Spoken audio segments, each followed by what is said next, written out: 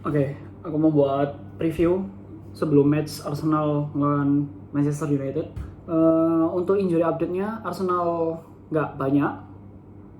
Terakhir itu ada Inkapie sama Ricardo Calafiori. Plus ya ada satu lagi Max Dauman, tapi Max Dauman nggak mungkin main juga kalau misalnya available.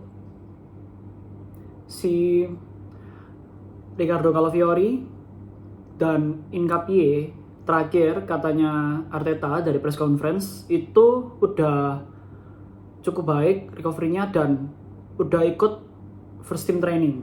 Nah tapi untuk yang update terakhir karena masih ada training lagi, jadi masih belum bisa dipastiin bakalan bisa ikut squadnya Arsenal untuk ngelawan Manchester United apa enggak.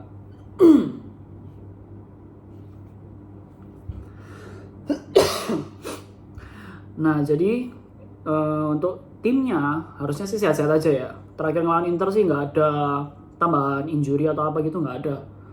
Terus mainnya juga udah baik waktu di lawan Inter. Seharusnya karena kita di home juga ya, Arsenal di home, dan City hasilnya terakhir sama Wolves itu menang kalau nggak salah 3-0.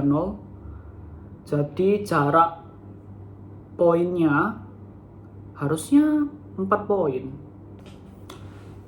Ya, jaraknya 4 poin. City 46, Arsenal 50. Nah, ini match yang penting buat Arsenal untuk ya sekali lagi statement win kalau misalnya mau serius untuk menjadi juara di Premier League untuk tahun ini. Harus terutama lagi karena MU habis aja ngalahin City. Jadi kalau misalnya Arsenal bisa melawan Manchester United dan mendapatkan hasil, itu bisa jadi moral boost buat seluruh tim. Aku juga mau prediksi untuk starting line up-nya. Nggak tahu ya, aku berharapnya sih Gyökeres nggak starting.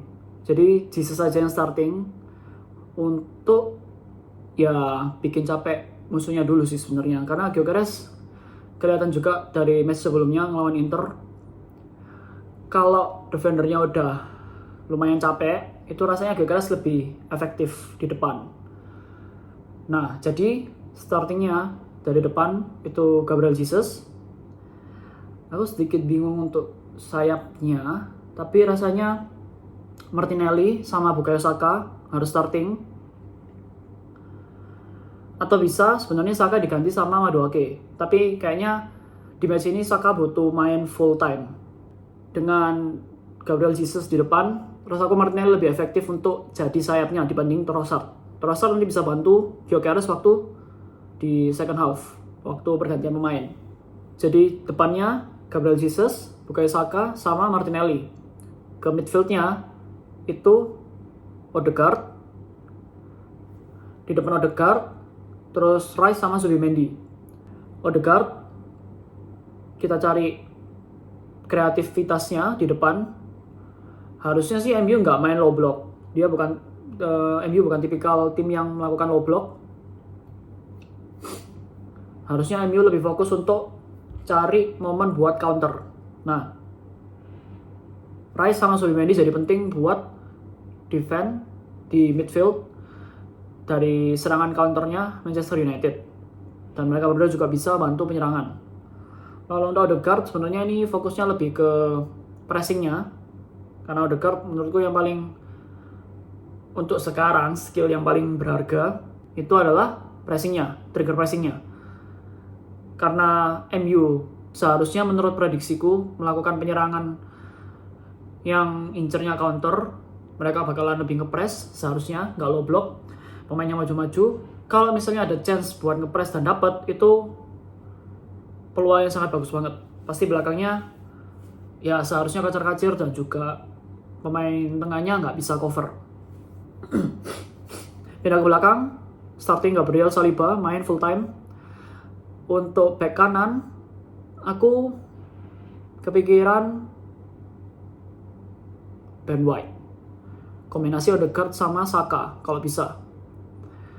Terus di kiri sebenarnya lebih cocok pakai Miles Lewis Kelly. Aku sebenarnya mau sih taruhan Miles Lewis Kelly kalau bisa, karena timnya musuh pressing, kalau seharusnya MU pressing, bakal ada beberapa momen yang bisa dimanfaatin sama Miles Lewis Kelly untuk melakukan counter juga. Miles Lewis Kelly itu lebih cocok kalau musuhnya itu ngepress juga.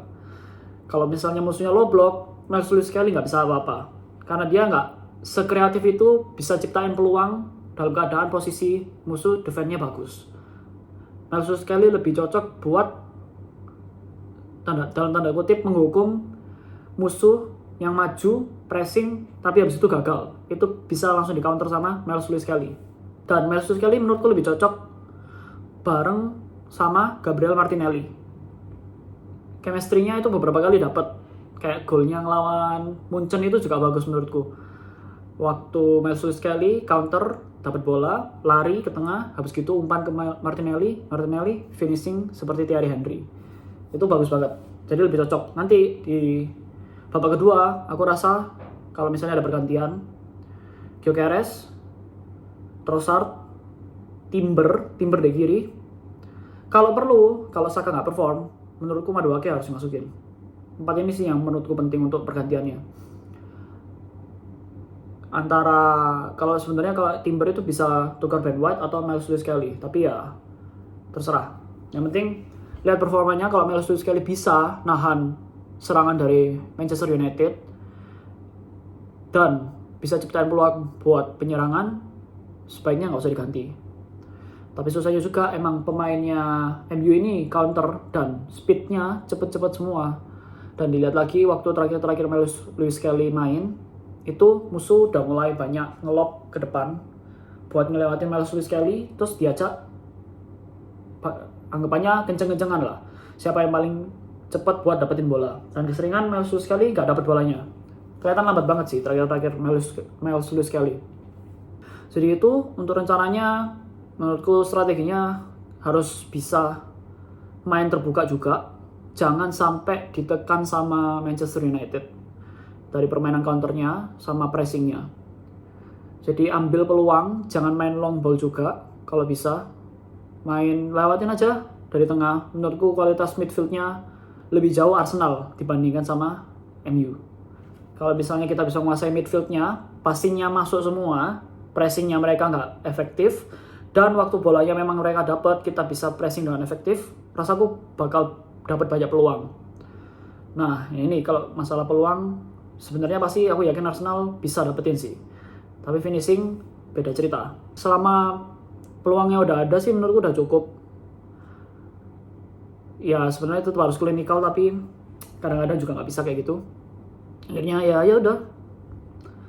Menurutku Arsenal nanti nggak main yang mendominasi banget kayak main ngelawan tim lain. Tapi pasti aku yakin walau under pressure pun sebenarnya defense-nya Arsenal sangat kuat di liga.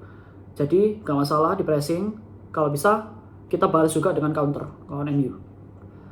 Ya, prediksi skor juga 3-2 sih rasaku. Karena bakal banyak momen untuk nyerang dari pressing sama terbukanya area. Dibandingin kalau misalnya ngelawan tim lain yang mainnya low block. Jadi menurutku bakal banyak gol tercipta nanti malam. Tapi ya tergantung juga sih. Kalau defense Arsenal kuat sebenarnya nggak mungkin kegolan, bisa nggak kegolan juga, tapi ya MU se-efektif itu dan sekuat itu penyerangnya menurutku. 3 penyerang utamanya termasuk ditambah Bruno Fernandes di belakang itu kuat banget di depan. Ya kita nanti tunggu hasilnya malam Arsenal lawan MU. Semoga menang Arsenal.